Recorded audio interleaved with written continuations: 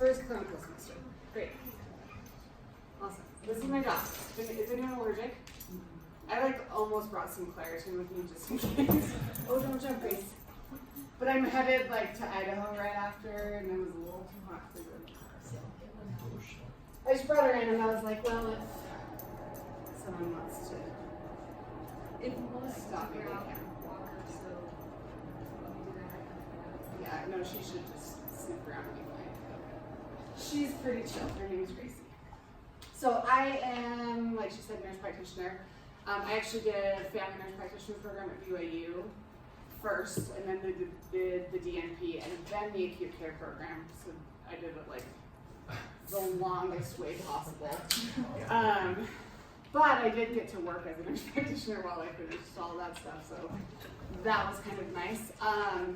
I worked for a year as a family nurse practitioner, and then I did trauma and KB, and then trauma at Utah Valley Hospital, and then switched to ear, nose, throat, which is what I'm doing now. That's kind of like my main gig, and then I work PRN in the ER at Utah Valley. So a little bit of a bunch of stuff, and then I kind of teach nursing on the side sometimes. That's just can't make up my mind, so that's what I do. But I did this acute care program while Denise was the director, so I've kind of been where you are now, and it's a good program.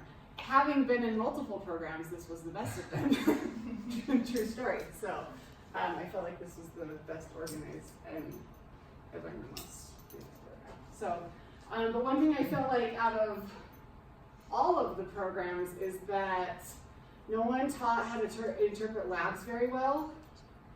And when someone said like, okay, what are you going to treat a UTI with? I could tell you, like, oh yeah, we use macrobid or Cipro or blah, blah, blah, and they'd be like, why? And I was like, well, because E. coli.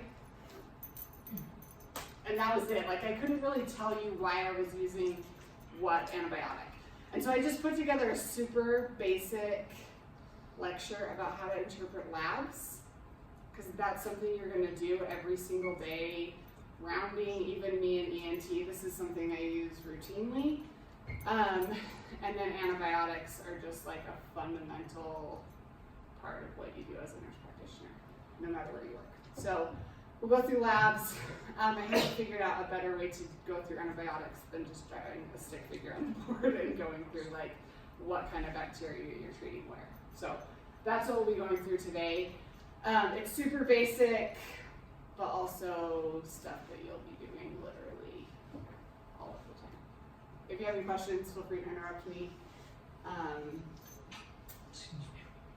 then I think that's about it. Anything else you want me to say, Denise? Okay, alrighty.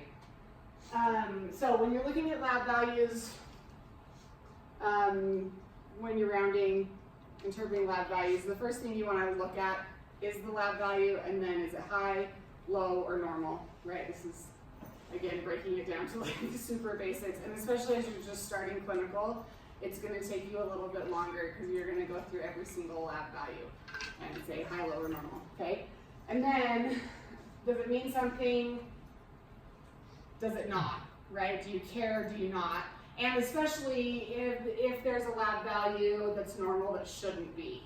So if you're expecting, say my septic patient, I'm expecting them to have a high white blood cell count, but their white blood cell count is normal, or especially low, something like that. You want to just be aware of, should it be off and it's not? Or is it low like I expect? Or is this backwards from what I'm expecting? If that makes sense. And I would just practice on every patient that you're seeing, because initially, hopefully, you're going to be seeing one patient at a time this semester, maybe two. Go through every single lab value like this until you feel like you're really confident about interpreting them, okay? So that's kind of how I recommend starting to interpret them. And then remember with lab values, sometimes we tend to think, okay, we checked our lab, like this was negative, so we're good. But remember that there's always sensitivity and specificity. Hey Grace, leave that alone. And that sensitivity will tell you if there's something wrong. It will pick up a problem, but it won't tell you what. So there are some lab tests that are super sensitive. So it'll pick up a problem, but it won't necessarily tell you what the problem is. There are some tests that are super specific that tell you exactly what the problem is. Okay? Sensitivity, specificity. So like a sensitive test is a D-dimer is the perfect example, right? Like a D-dimer will come back positive and tell you like, yep, there's something going on. And if it's negative, like great, there's probably not a problem. But that doesn't happen all that often, right? And then specificity will be something like Epstein-Barr IgM comes back positive. You know that patient has probably Epstein-Barr, right? So those are kind of the two examples. But I think a lot of times we'll test something that has, let's say, a specificity or a sensitivity of like 89%, and it'll come back negative. And we're like, oh yeah, they don't have that. But remember, sometimes you can have false negatives and false positives. So just be aware of that in the clinical setting. Okay, do I have a marker? I always forget about that until I get here. Go get some. Okay, if you haven't ever like written down labs this way, depending where you work, most places you're using electronic medical record, but you also need to be aware of this. Drawing the whole little X, the box, not like Xbox, but this is how a complete blood cell count is written. White blood cell count on the left, hemoglobin, hematocrit, platelets. If you're not familiar with that, that's what that is, okay? So white blood cell count, hemoglobin, hematocrit, platelets. That might sound like super basics and you probably use that at work, but maybe not. Oh, you know what I didn't do is have you guys tell me where you work. Well, everyone just tell me your name and where you work. My name is Micah. I work at the Huntsman ICU. Okay. Oh, hey, fuck down. I'm Kathy. I work in American Department of Emergency. Joan ICU. I'm at St. Mark's ICU. I'm at William at ICU. Hayden Donor Transplant. Okay. I'm Erin In the ED. okay. Come here. Hey. Come on. Yeah, Let's just leave it. come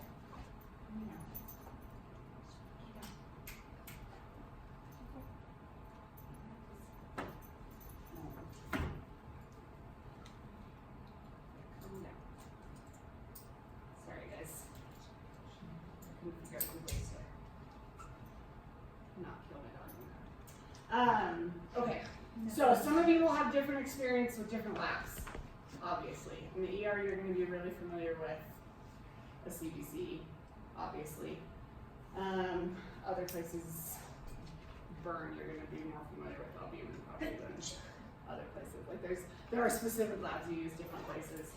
But we're going to go through just the basics that you'll probably end up using everywhere you work, no matter what. So let's talk about white blood cells. The way these slides are set up, the lab values at the top. The first line tells you like what it measures or what it shows. And then there's what it means if it's high, what it means if it's low. Okay, again, we're super basic. So white blood cell count measures infection or inflammation. And if your white blood cell count is high, it shows you that there's infection or inflammation, right? Not to be like overly simplistic. It also can happen because of recent surgery or because of leukemia. Okay? If you want a more detailed way of looking at labs, one of the only two books I own, like I have like a Sanford guide and a book called Bakerman's, B-A-K-E-R, Bakerman's, which they also have an app that you can use, but I like the book because I don't know why, it's the only book I like. But you can literally look up like white blood cells and it'll tell you causes of elevated white blood cell count, causes of decreased white blood cell count, sodium, causes of hypernatremia, causes of hyponatremia, that book was really helpful to me, especially when I was first doing trauma and I would have like a lab value where I was like, I don't know what the hell is going on with this patient, and I've kind of looked into like everything I can think of. Then it would say like, consider this and this, maybe check this and this. It's a super basic, super helpful book. Just called, it's like the ABCs of laboratory interpretation or something, called Bakerman's. So, for stuff that's not on these slides. But that book is helpful, or that app. So, high white blood cell count, inflammation, infection, recent surgery, leukemia. And when you're thinking of a white blood cell count, a trauma patient that gets hit by a car 2 blocks from the hospital and comes to the hospital has an elevated white blood cell count. Like it is an immediate response that elevates in response to some sort of insult. So white blood cell count will change rapidly. It's a count that's very helpful. Typically you check the complete blood cell count every day on an inpatient, so you'll see that on rounds, okay? This is included as part of our CBC, right? So CBC includes white blood cell count. A low white blood cell count will happen in severe sepsis, cancer patients, chemo, and a bunch of other random shit that you can look up in your Bakerman's book, if you want, okay? When you order a CBC with diff, this is what the with diff means, okay? When you order a differential, the differential looks at each type of white blood cells. So white blood cells are leukocytes, and there are these types of white blood cells. The mnemonic I learned in undergrad anatomy is never let monkeys eat bananas. And that also goes in order of how many of each of them there are. So there are the most neutrophils, then lymphocytes, monocytes, eosinophils, basophils. Never let monkeys eat bananas. It's stupid, but you'll remember it. So if you have infection that's been going on for a while, We'll go through that in Monocells. just one second. Just a second. Okay, so if you order a CBC with diff, you're gonna get not only a CBC where you see their white blood cell count, but you're gonna get the white blood cell count differential, which is gonna look at each of the types of white blood cells. And it will tell you each of these different types. Now, these numbers will all add up to 100% because they're percentages, okay? In 86% of your patients, we made that number up, your neutrophil count is gonna be elevated. Some hospitals, it's called SEGs, segmented neutrophils. They might come back as that on your labs, but it's usually called neutrophils. I'm trying to think if it's called something else up here. I think it's called, what does it come up at Huntsman and Rio? It does come up as neutrophils, okay. So neutrophils, depending on your lab, around 60% of the blood cells are neutrophils, okay? Lymphocytes, about 20%. Monocytes, about 10%. Again, I'm ballparking these because every lab is a little bit different, and there will be a normal value range right on the labs when you're interpreting them, okay? Eosinophils are like something like 3% or something, and basophils are like 1 or 2%-ish. Those numbers might not add up to 100% because I just made them all up, okay? So, neutrophils are the types of white blood cells that immediately respond to a bacterial infection or inflammation. So a trauma patient that has an elevation in white blood cell count will have an elevated neutrophil count. Patient with pneumonia, patient with any sort of bacterial infection, recent surgery, any sort of just immediate inflammatory response will have elevated neutrophils, right? So everyone with an elevated white blood cell count has an elevated neutrophil count. 86% of the time or whatever amount of the time. That's your most common finding. Okay?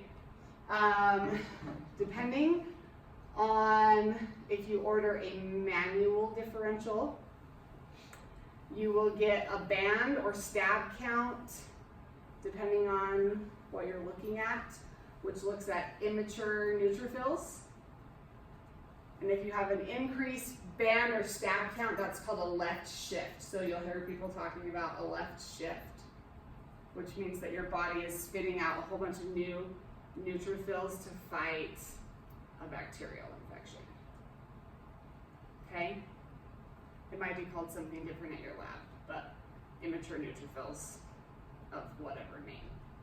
Okay? So just make sure you look at your manual differential and find whatever the immature neutrophils are called. Okay? Some providers will call it a left shift just if the neutrophils are elevated, but it's technically really if you have immature neutrophils that are increased. Okay? So neutrophils, macrophages that respond immediately to some sort of insult. So that's your most common elevated thing. And when that percentage rises, the next most common type of cell is the lymphocyte, and so that percentage will be lower as a result. It doesn't actually mean your lymphocytes are low, it's just because it's 100%. So if you have 80% neutrophils, you have less percentages to work with. Does that make sense? So that's your most common abnormality on a white blood cell count differential. The next most common is elevated lymphocytes, which will rise in viral infections. In my ENT world, that's mono most of the time. But an elevated lymphocyte count is indicative of a viral infection. Okay? Again, basics, there are exceptions to these rules, but these are your basics. Monocytes are phagocytes that come at the end of an infection and start to clean things up. So if you start to see your monocyte count rising, it's actually a sign that the patient is starting to get better. And that's something you don't see super often, but when you do, it's a pretty specific finding, like, oh yeah, this infection is starting to improve. Okay? Eosinophil count, because these are percentages, if your eosinophil count is elevated, you probably want to look at your absolute eosinophil count, because like an elevation from 2% to 4% is not like super crazy. You want to look at your absolute eosinophil count. But worms, wheezes, and weird diseases.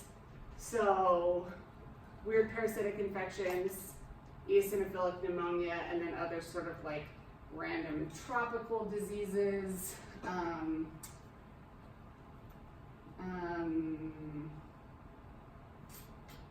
Some allergic type responses, eosinophils, and then basophils release histamine, so they're elevated in allergic responses.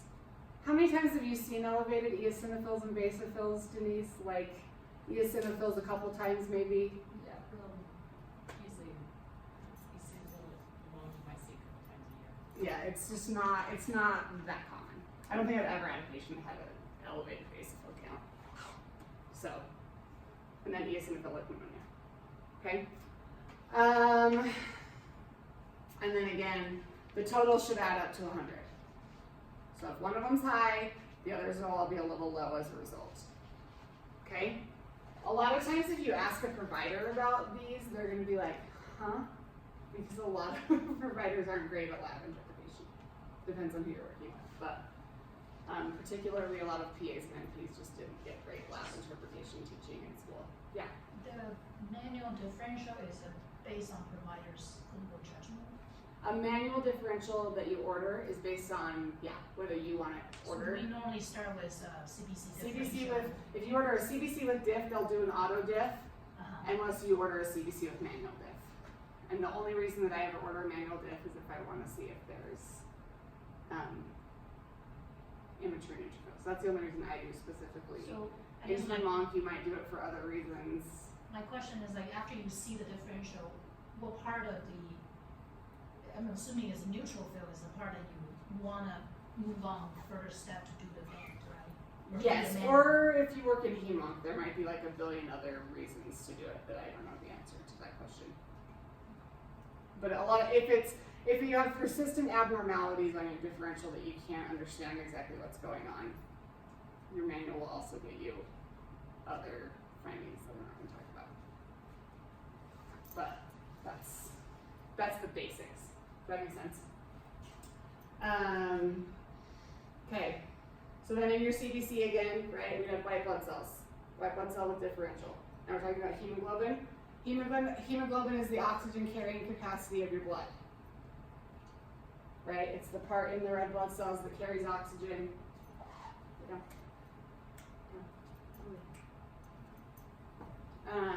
Hemoglobin will be elevated in conditions where you have excessive red blood cells, so polycythemia vera, in patients who live at high altitude, patients who are involved in vigorous exercise.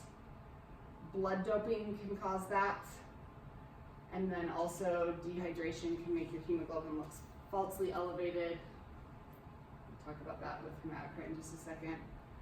And then your hemoglobin can look low in bleeding, anemia, or fluid resuscitation. Theoretically, your hemoglobin should be about a third of the hematocrit. Okay? Pretty much, you'll either use hemoglobin or hematocrit depending where you work. You'll either talk in terms of hemoglobin or hematocrit and decide when to transfuse based on a certain hemoglobin or a certain hematocrit. Unless you work hemonc, or some places you'll use both, but most places you end up using one or the other, depending on. Or like in trauma, it would depend on which surgeon I was talking to. They would speak in hemoglobin or hematocrit depending on their preference. Hematocrit is a percentage. Okay, so hematocrit is the percentage of red blood cells in the blood.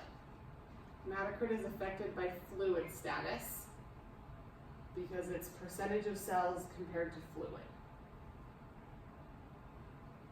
So there's a few things that can help you when you're interpreting the hematocrit. You always want to correlate with their sodium and then their fluid status, which is measured by I's and O's, as well as their BUN and their creatinine, which we'll talk about. And then same thing, you can see high hematocrit is caused by the same things as high hemoglobin. Low is caused by all the same things as low hemoglobin. Okay? When you give someone a unit of blood, theoretically it should increase their hematocrit by 3 points, which would also mean it should increase their hemoglobin by 1 point, because it's a 1 to 3 ratio. If you give a patient a liter of fluid, it should drop their hematocrit by 1 point, theoretically, because you're affecting their fluid status that way. Okay? So if you have a bleeding patient, you give them 2 units of blood and you don't see that their crit starts going up, then you might consider, hey, maybe they're bleeding. Okay? Okay, CBC, right? White blood cells, hemoglobin, hematocrit, platelets. Platelets are involved in clot formation. And I think I was the most surprised when I became a nurse practitioner by how many of my patients had elevated platelets and how often we just didn't care about it. Like, should we do something about it? No, we don't care. Cool, okay, great. So elevated platelets happen in reactive conditions, similar to elevated white blood cell count often. So infection, inflammation, in splenectomy, it rises a ton, significantly more than in other conditions. And then you can have primary conditions like essential thrombocytopenia, polycythemia, etc.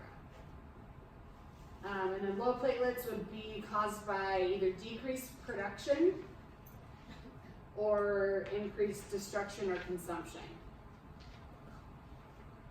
Or like the 2 things, like you're either not making enough or you're using too many, or hit. which is actually something that you'll see enough to be annoyed by it when you give your patient some sort of heparin-ish product and their platelets drop by a whole bunch. Okay? So, if you have a patient who has significantly decreased platelets outside of chemo setting, you're most likely looking at increased destruction caused by some sort of breakdown, increased consumption because they're clotting, and using all their platelets because of clotting, DIC, etc. And then if you have a patient who has a totally normal count one day, and the next day, like it goes from like 300,000 to 40,000, that's when you're probably looking at something like HIT. And you might want to consider working that up. Okay? Metabolic panel. Is everyone familiar with this? Now that I have 8,000 markers, thank you, Denise. So white blood cells, hemoglobin, hematocrit, platelets. Literally when I started rounding, and I'm not that old, but at Utah Valley we would use paper charts and I would have to write these out, just like this in the chart, before we used icentra. So, sodium, potassium, chloride, CO2, creatinine. I feel like one of these days I'm just gonna forget this and feel like a dummy.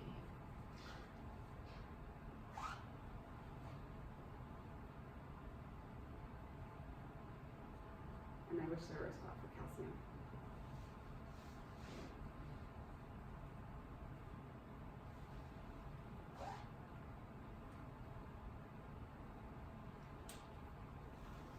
So if you end up doing paper charting for whatever reason, or somehow rounding and presenting to your attendees in that format, there's that thing. Although by the time you guys are working, if you work at Intermountain, NPs might be running the show, so who knows. Okay, so when you order a metabolic panel, there are different ways you can order a metabolic panel. Okay, if you order a BMP, it stands for Basic Metabolic Panel. It's also called a Chem 7. It includes electrolytes. It will include all of these things, plus a calcium. It does not include an albumin. It doesn't include a phosphorus. It will include BU and creatinine. But it gives you basic electrolytes, kidney function. Okay? If you order a CMP, which is a complete metabolic panel, that includes a BMP plus liver function tests. Okay? And then if you order a renal panel, it includes a BMP plus an albumin and phosphorus. And nothing includes a magnesium. I have no answers. Can you be good? Okay, so that's the difference. So one time in the ER, I ordered a renal panel and liver function tests, and everyone had a heart attack. So sometimes it's easier just to order like a CMP and then add any other specific testing you want done. But liver function testing will get you measures of like indirect and direct bilirubin, which won't come on just a CMP. A CMP will get you just basic liver function tests and albumin, whereas liver function testing is a little more specific. A phos isn't included in a CMP or a BMP. You have to order that separately unless you're ordering a renal panel. In a renal panel, you care about their phosphorus because it's inversely related to calcium. So it depends where you're working, what you order. In the dialysis floor, they order a renal panel and everything. Okay? Okay, so let's talk about sodium. Sodium is a measure of hydration and volume status, and it is related to hematocrit. You always want to correlate your sodium with your hematocrit, because we're looking at volume status, right? So hematocrit is a percentage of the fluid, and sodium is also a measure of the osmolality of the fluid. So, sodium is like the bane of your existence on rounds. But for real. I'm not wrong. I'm not wrong. But once you figure sodium out, it's fine, but for the first little bit, it's a little tricky. This is when I used my Bakermans the most often when I was a new nurse practitioner, is trying to figure out what was the cause of someone's, mostly hyponatremia. But the problem is that you can have an elevated sodium because of hypovolemia, normal volemia, or hypervolemia. You can also have a low sodium from all of those. So it's really tricky to figure out which thing. And so you just have to be really careful about considering all of the factors, right? So if you have a patient with an elevated sodium and you're trying to figure out, are they hypovolemic, right? Hypovolemia would also cause an elevated hematocrit, right? Because they would have fluid loss and their hematocrit would go up. If they're hypovolemic, they would also have weight loss. Their output would be increased, perhaps, right? So you're gonna have to correlate with daily weights, bless you, as well as other factors. So burn patients, that's gonna be a common theme. Patients who have been getting aggressively diuresed, which is like, I don't know, everyone. Diarrhea, vomiting, all kinds of things can cause hypovolemic hypernatremia. Okay? Euvolemic hypernatremia, diabetes insipidus, which you can work up and you can look up the workup for if you need to, if you think that's what's going on. If your patient has a normal crit, hyper or elevated sodium, you can look up working up diabetes insipidus, right? Because you don't have to just have that memorized for my sake. You might have to for someone who needs this test, I don't know.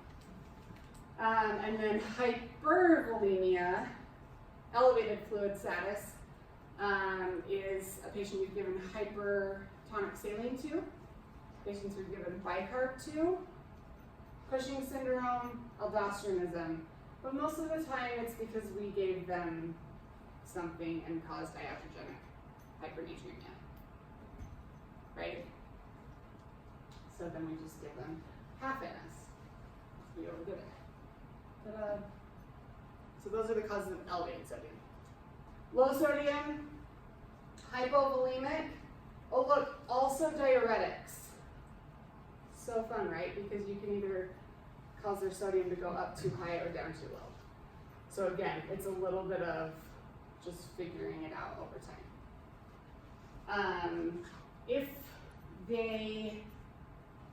So that's when it's tricky is if you have a hypovolemic patient, they may just need fluid and that may correct their sodium.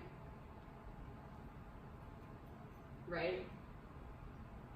And that could be the case for either hypernatremia or hyponatremia. Like I said, it's going to be the bane of your existence on rounds. So a hypovolemic patient, there can get a low sodium because of diuretic use, cerebral salt wasting syndrome, metabolic alkalosis, or third spacing. A lot of those are the same things as the things that cause hypernatremia. Okay, again, this is when I used Bakermans the very most. Because a lot of times I couldn't figure out, especially when I was new, what was going on. Okay, and then low sodium in a euvolemic patient is SIADH. So low sodium, euvolemic, SIADH. High sodium euvolemic, diabetes insipidus.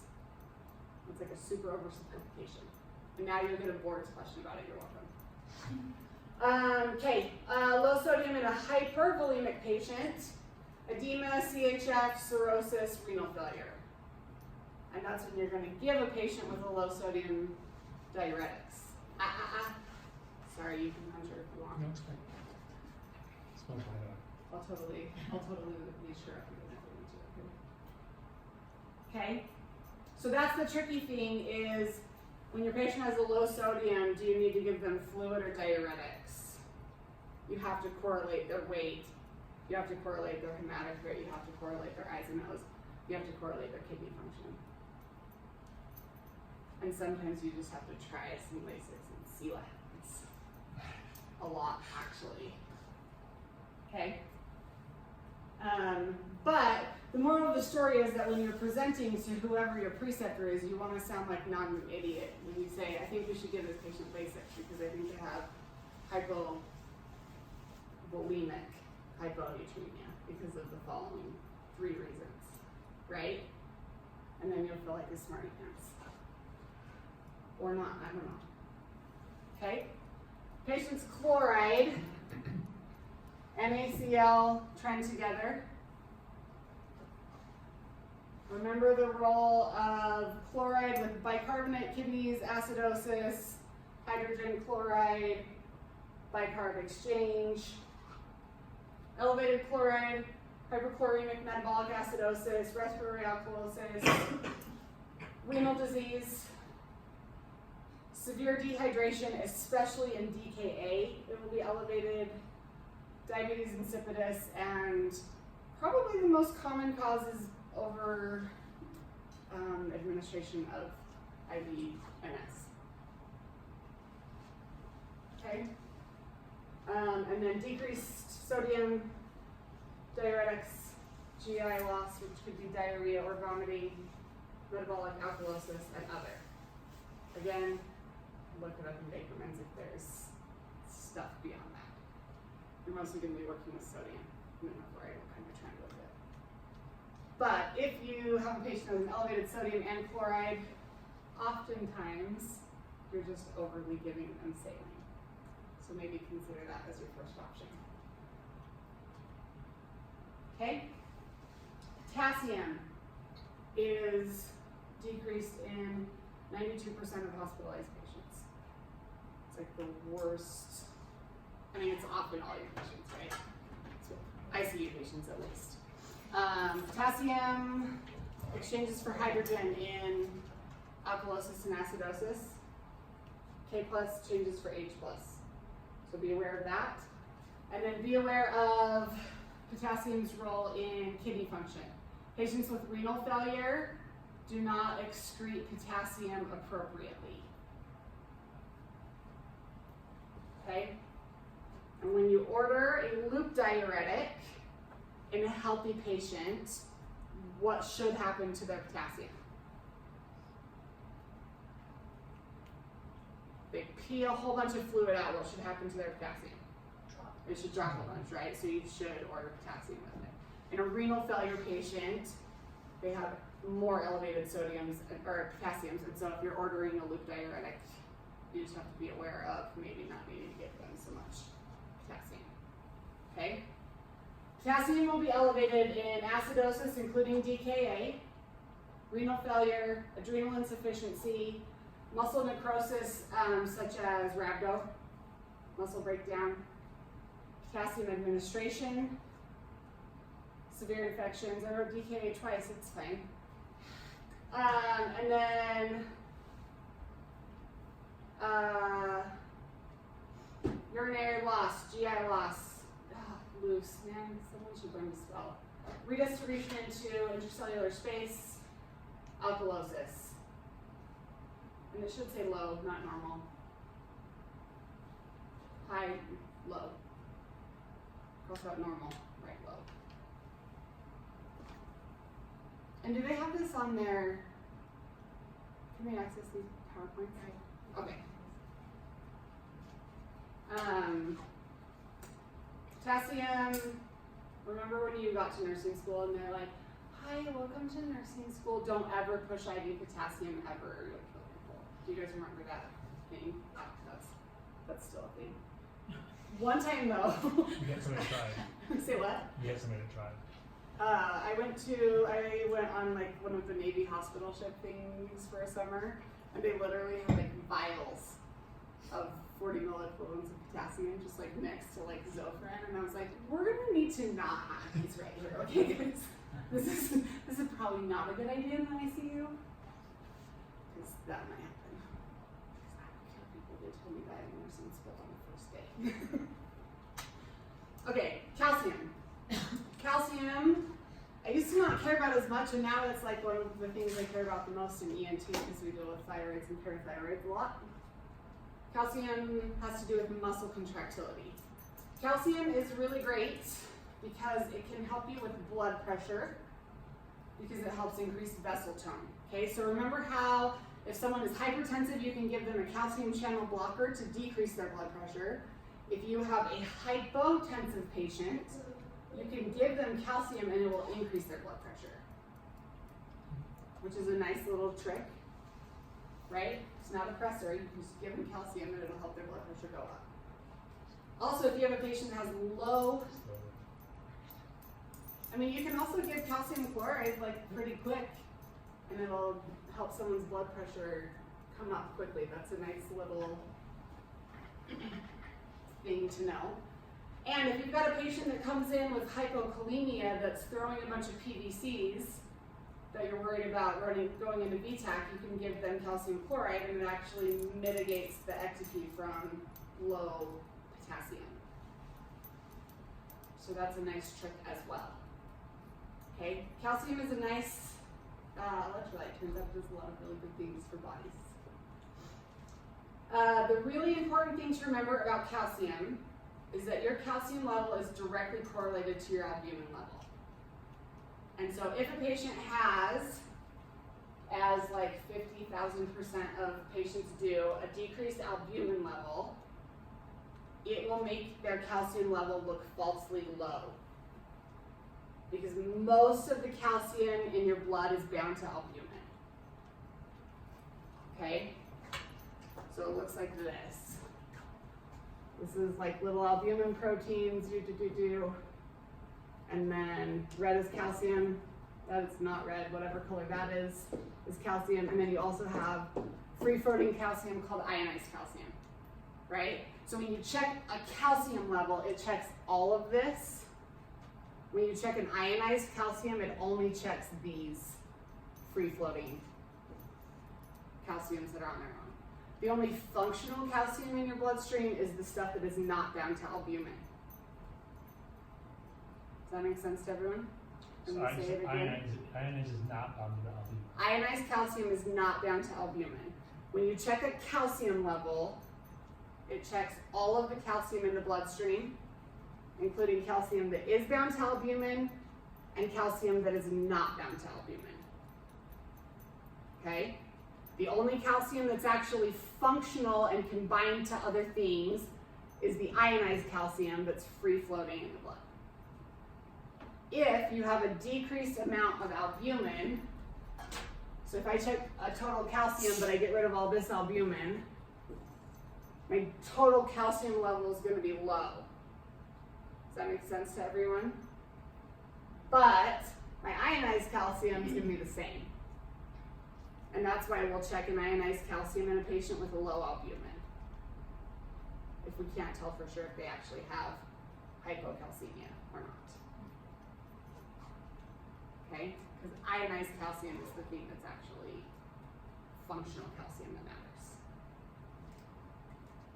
Or if they have a CMP, you can just look and say like, oh yeah, this patient's got a low albumin, their calcium's a tiny bit low. There's a little formula you can use on the MD Calc app, which if you don't have, you should get because it's free. And it has like every formula you'll ever need for everything. And you can even look it up by specialty wherever you're rotating. It will pull up like helpful formulas. But where you can say this is their albumin, this is their calcium, and it will estimate their ionized calcium for you. Or you can just order an ionized calcium. Okay? High calcium will result from parathyroid hormone issues, tumors, malignancy. Low calcium will happen in renal failure.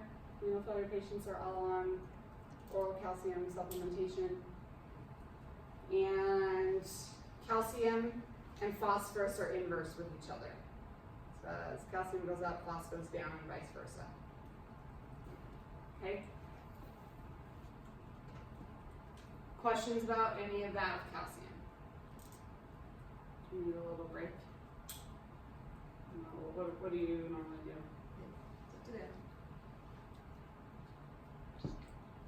I'm gonna keep going. Speak now or Just keep forever going. hold your peace. Okay. So ionized calcium measures calcium that's not bound to albumin. It's a measure of the actual functional calcium in your blood, and you can definitively treat based on ionized calcium. If you have a patient with a low blood pressure that you don't want to give a pressor, you can give them calcium chloride. And it'll increase their blood pressure because it's the opposite of a calcium channel blocker. Right? It's calcium. And it increases calcium in the calcium channels. If you have a patient with low potassium, that you're giving potassium, but you need to help them not die of VTAC right this second, you can give them calcium chloride. And it helps stabilize their heart muscle in the meantime while you're increasing their potassium. Okay? Good tricks. Calcium is great. Okay, phosphorus. Inverse relationship with calcium. Really, with phosphorus, the two things that matter the very most are, number one, it's high in renal failure, and number two, you need to monitor it when you started tube feeding. Those are like the most important things, okay? High phosphorus is caused by renal failure, rhabdo, and malignant hyperthermia. And literally when you look in Bakerman's, it says this. Nearly every ICU diagnosis. Low phosphorus happens very commonly. Whether you need to replace it depends on what's going on with the patient, how low it is, what's going on with their calcium and other electrolytes. Okay? When you start a tube feeding on a patient who has been malnourished, they can develop what's called refeeding syndrome. So the day after you start a patient on tube feeds, you should check their phosphorus level. And if it drops a bunch, it's because they are getting too much nutrition too quickly and you need to decrease their tube feeds. Okay? You start tube feeds on a patient, you check their phos the next day. If their phos drops a whole bunch, you slow their feeds down. Especially homeless, malnourished, anorexia, cancer, etc. patients. Okay? Refeeding syndrome can lead to electrolyte abnormalities that can be fatal. So, and that is not uncommon. You'll see refeeding syndrome. So why is it dropping with 2B? Blah blah blah. I don't remember the pathophysiology. Sorry, I don't do ICU rounds anymore, so I can't remember the specific exchange that causes it. Like 2 years ago, I knew the answer to that question, but yeah, sorry.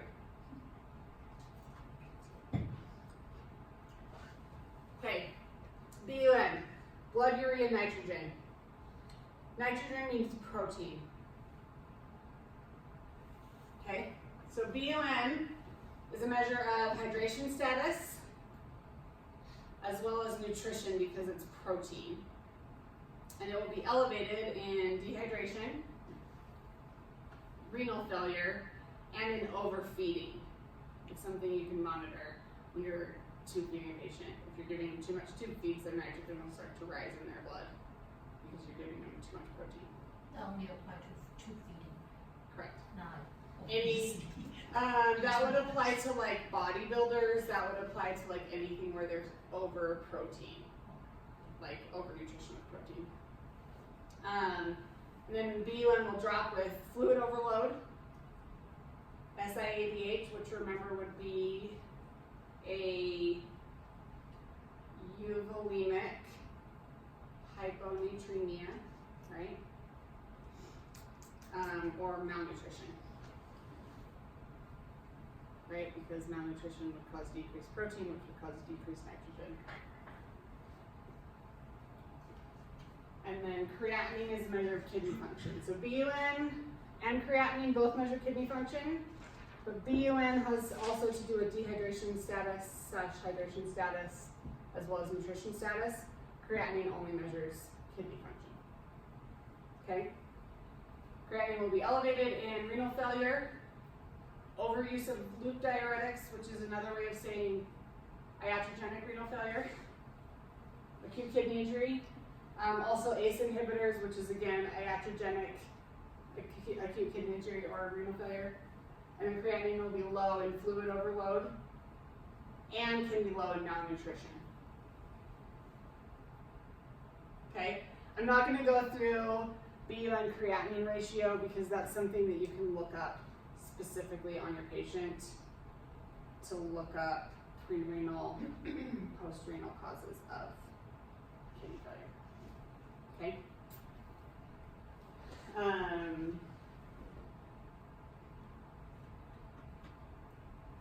But I'm gonna say this: if your BUN is significantly higher proportionally than your creatinine, hydrate your patient.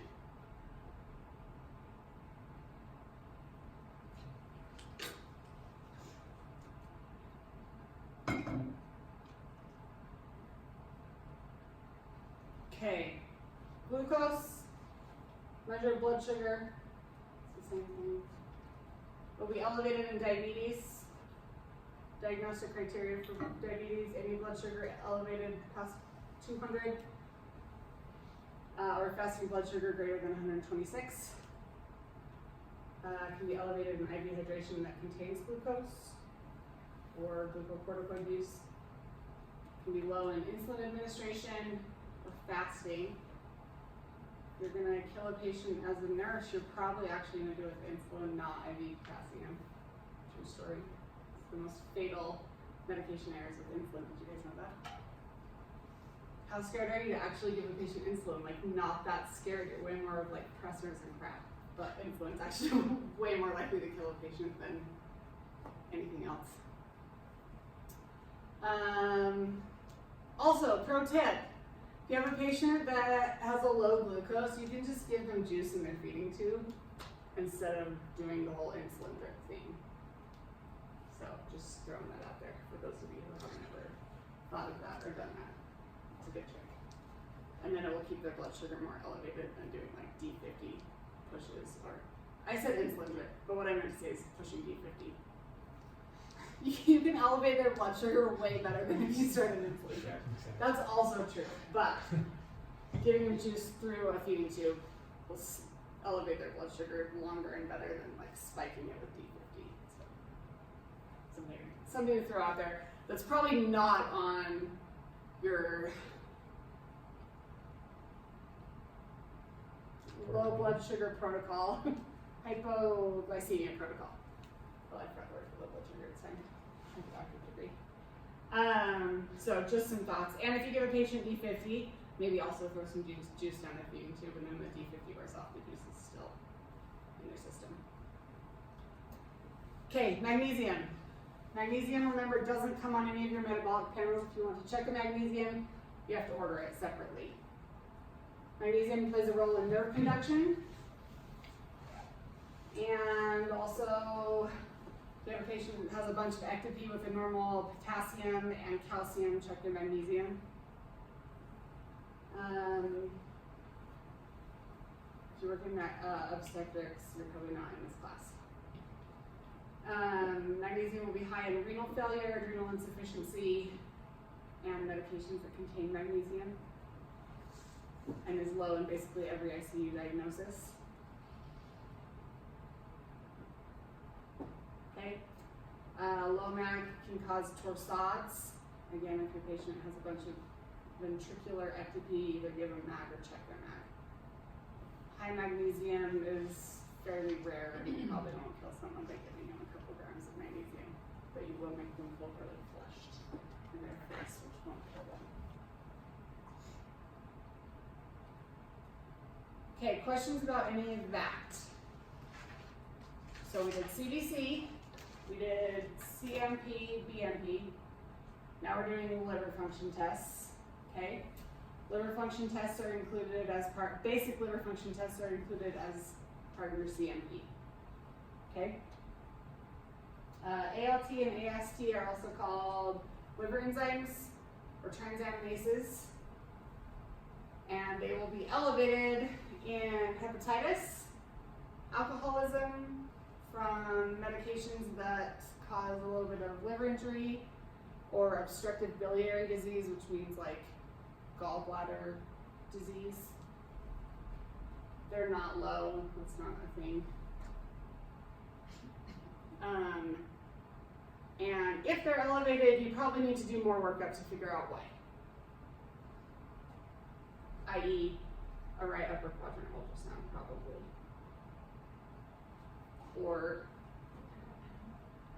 Or hepatic panel, or stop their statin. Or, right, like there's something else causing it usually in ER. I'm going to order a right upper quadrant ultrasound. It depends where you work, what that workup. Right. You need to go ask them, are you sure you don't actually drink alcohol? That's always my favorite. This is not quite adding up. Oh, well, I do actually drink a little bit more than I told you I did. Ah, okay, that adds up. ALK-Phos is helpful for me in the ER setting because if someone's liver function tests are elevated and their ALK-Phos is elevated, I know that they have biliary obstruction and need to get the gallbladder out, possibly emergently. They may also have some sort of acute cholecystitis that requires ICU admission, hospital admission, antibiotics, etc. So liver function test elevation with ALK-Phos elevation, at least for me in the ER, makes me think a lot more about their gallbladder. It can also be caused by hepatitis, liver failure, mono, bone disease, cancer, some other random stuff, and then we'll be low in malnutrition, pernicious anemia, and hypothyroid. Is the bone disease malignancy? There's a whole big thing about it in increments. But if it is off, you probably need to work it up a little bit more, is the answer to that question. If you have someone that has a significantly elevated ALK-Phos, that's not like a basic liver issue, gallbladder issue, hepatitis mono, you probably need to do significant testing if it's related to bone issue, malignancy, etc. Okay, albumin is a big fat protein in your blood. Albumin affects a lot of drug levels because that's what a lot of drugs bind to in the blood is albumin. Albumin affects calcium. There's your calcium formula that's also on MD Calc. Don't memorize that, just get MD Calc on your phone. And remember that if your calcium is low, look at your albumin. If your albumin is also low, check an iCal. If your calcium is low, look at your albumin. If your albumin is also low, check an ionized calcium. Okay? The only cause of a high albumin, is dehydration. Low albumin is caused by all the things. Trauma, malnutrition, hemodilution, liver disease, etc. Lots and lots and lots and lots of your patients will have a decreased albumin level.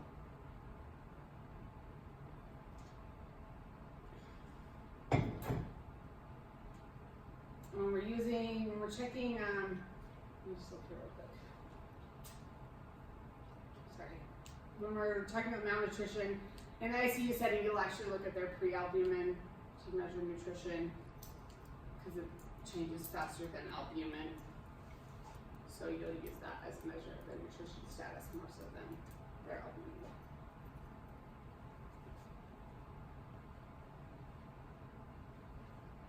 Okay. Total bilirubin is a measure of liver function. Liver breaks down bilirubin. If the bilirubin level is high, the liver is not functioning. That can also happen if blood cells are breaking down in hemolysis. Low bilirubin is not a thing. Biliary disease, again, is like gallbladder disease, right? So, high bilirubin, liver disease, biliary disease, hemolysis, low bilirubin, not a thing.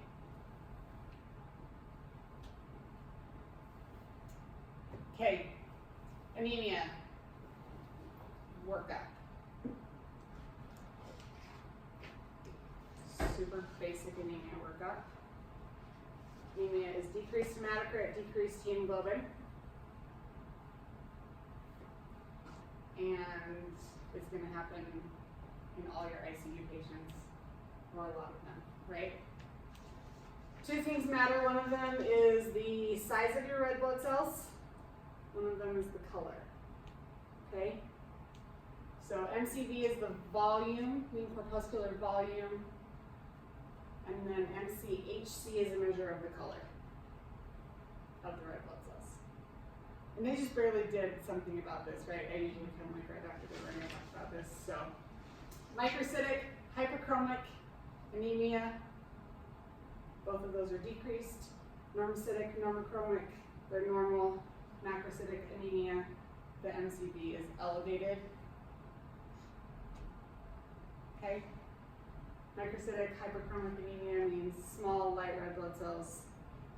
That means that there's a chronic issue, typically iron deficiency anemia in women, anemia of chronic disease, commonly renal failure, chronic infection, thalassemia, lead poisoning probably requires a further workup, meaning iron studies or knowing that they have renal failure or knowing what their chronic disease is that's causing anemia of chronic disease. Okay? Here's your workup. I don't know if this is the same that's on your, I don't want to confuse you if there's other stuff on your other slides. That would be your basic test to order. If they have microcytic hyperchromic anemia, ferritin, am I right? Is this the same stuff that they already learned? Hopefully. Affects the hemoglobin. Say what? You have to analyze the hemoglobin. You have to analyze the hemoglobin to see what's wrong. So check their ferritin, iron, total iron binding capacity, transferrin, and reticulocytes. And if they have iron deficiency anemia, they will have an increased iron binding capacity and transferrin level, and a decreased ferritin and iron level. And that's treated with iron supplementation or transfusion if their hemoglobin and hematocrit are low enough. Okay, normocytic normochromic anemia can be caused by anemia of chronic disease, sudden massive blood loss. Hemolytic anemia, which causes an elevated reticulocyte count, decreased production of red blood cells, anemia of chronic disease, renal failure, which also can cause microcytic hyperchromic. Okay, just to keep it confusing. Anemia of chronic disease is the most common cause of anemia in hospitalized patients. Can be microcytic or normocytic. How do you decide the difference? Anemia of chronic disease will have a normal or high ferritin, and iron deficiency anemia will have a low ferritin. Okay? I don't know if any of that is new stuff from your evaluation.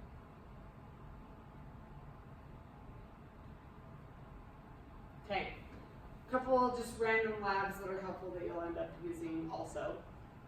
You have a patient with a persistently elevated white blood cell count, or if you're wondering about an infection that maybe wouldn't show up on the white blood cell count, such as like osteomyelitis, or something that wouldn't necessarily cause like bloodstream changes. A CRP is a measure of infection and inflammation that's a little bit more sensitive than white blood cell count, that will rise in infection.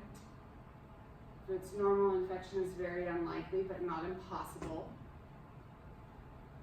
And CRP is most useful when you trend it over time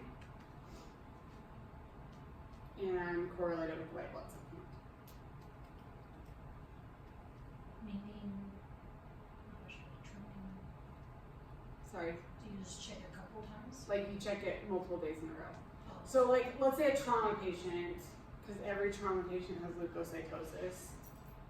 If we were like, okay, so do they have pneumonia? Do they have something we care about? We would kind of trend their CRP. And then if their white blood cell count stays elevated, but their CRP is trending downward, then we'd know like, great, not something to worry about. In a patient that doesn't have a spleen, they're gonna have elevated white blood cell count and platelets. You can trend their CRP to see if there's actually any sort of, Is it more just once a day? yes, yep. It's not something that changes as quickly as like white blood cell count would. And a single measure usually is not that helpful. It's more of a trend. Okay? The ER doc that trained me always said you either need a doctor or a sed rate, but you never need both. Because this is a super sensitive test. Like it will come back positive a lot. Sed rate takes an hour to run because it measures how many of the red blood cells become sediment over an hour. So it's kind of a slow test to run. Measures in inflammation, CRP and sed rate kind of trend together. And the only time that it's absolutely necessary to check a sed rate is when you think someone has temporal arteritis, which causes severe pain right here. So diagnosing temporal arteritis over trigeminal neuralgia in the ER or ENT setting is the only time when it's really absolutely necessary. If it's normal, it does rule out a lot of diagnoses because it's super sensitive. And if it's high, you're like, oh yeah, there's something going on. Sure enough. In temporal arteritis, it's really, really high, like in the like 10,000s range. Normal is like 20. So it's super, super, super high in temporal arteritis.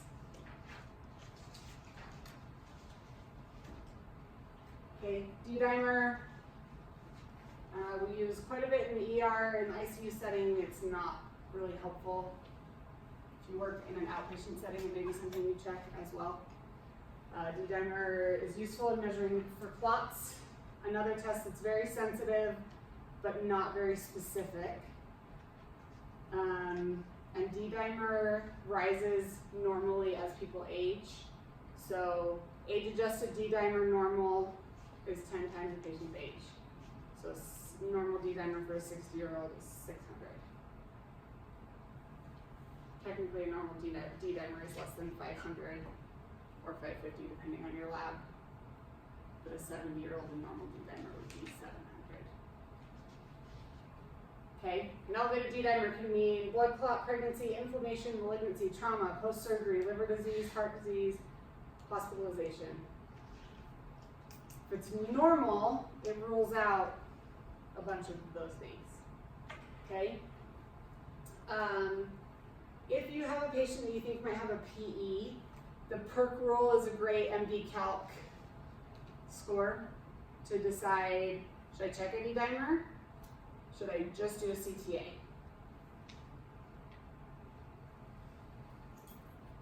Okay?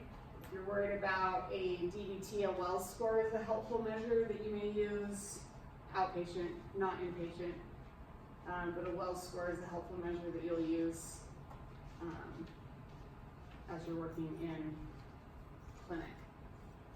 And kind of depending what specialty, I mean, I know a lot of, we think like, oh, acute care, like when we're doing ICU rounds, like a lot of times you end up doing clinic as well, even if that's only a small part of your job.